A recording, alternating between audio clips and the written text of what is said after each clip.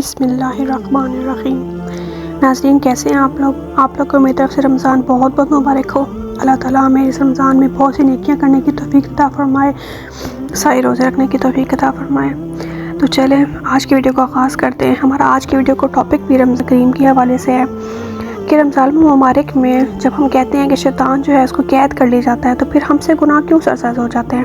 جب شیطان ہمیں برگلا ہی نہیں رہا تو پھر ایسی کون سی چیز ہے جو ہمیں گناہ کرنے پہ مجبور کرتی ہے؟ تو چلیں آج کی ویڈیو کو آغاز کرتے ہیں۔ اگر آپ لوگوں کو میری ویڈیوز اچھی لگ رہی ہے تو پلیز میرے چینل کو لائک اور سبسکرائب کر دیں۔ عام طور پر دو چیزیں گناہ اور اللہ تعالیٰ کی نافرمانی کا باعث بنتی ہیں، ایک نفس کی بڑھتی ہوئی خواہش اور اس کی سرکشی، دوسرا شیطان کا مکروہ فریب۔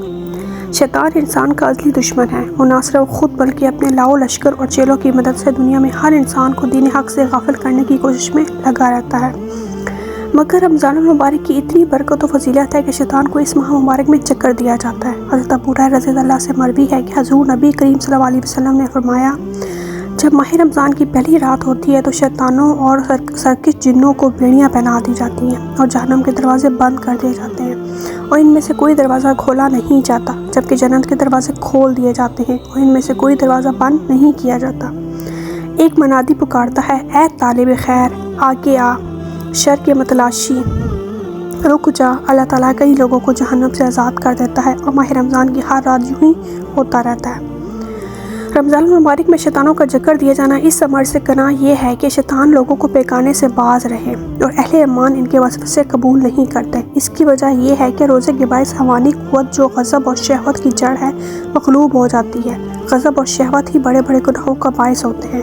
اس کے برعکس قوت عقلیہ جو طاقت اور نیکیوں کا باعث ہے روزے کی وجہ سے قوی ہوتی ہے۔ جیسے کہ مشاہدے میں ہے کہ رمضان میں عام دنوں کی نسبت گناہ کم ہوتے ہیں اور عبادات زیادہ ہوتی ہیں۔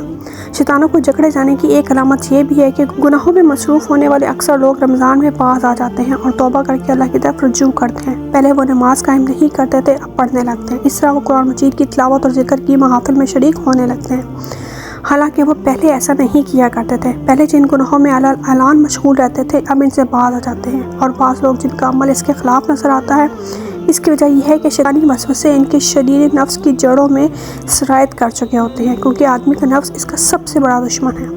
اگر کوئی یہ کہے کہ زمانے میں شر تو موجود ہے اور گناہ بھی مسلسل ہو رہے ہیں تو پھر شیطان کے جگڑنے کا کیا فائدہ؟ اس کا جواب یہ ہے کہ رمضان المبارک سے شیطان سرکشی اور طغیانی کی شوکت ٹوٹتی ہے اور اس کے ہتھیار کند ہو جاتے ہیں اور اس کی بھڑکائی ہوئی آگ کچھ مدت کے لیے ٹھنڈی پڑ جاتی ہے۔ اگر ایسا نہ ہوتا تو خدا بھی جانتا ہے کہ وہ کیا گل کھلاتا۔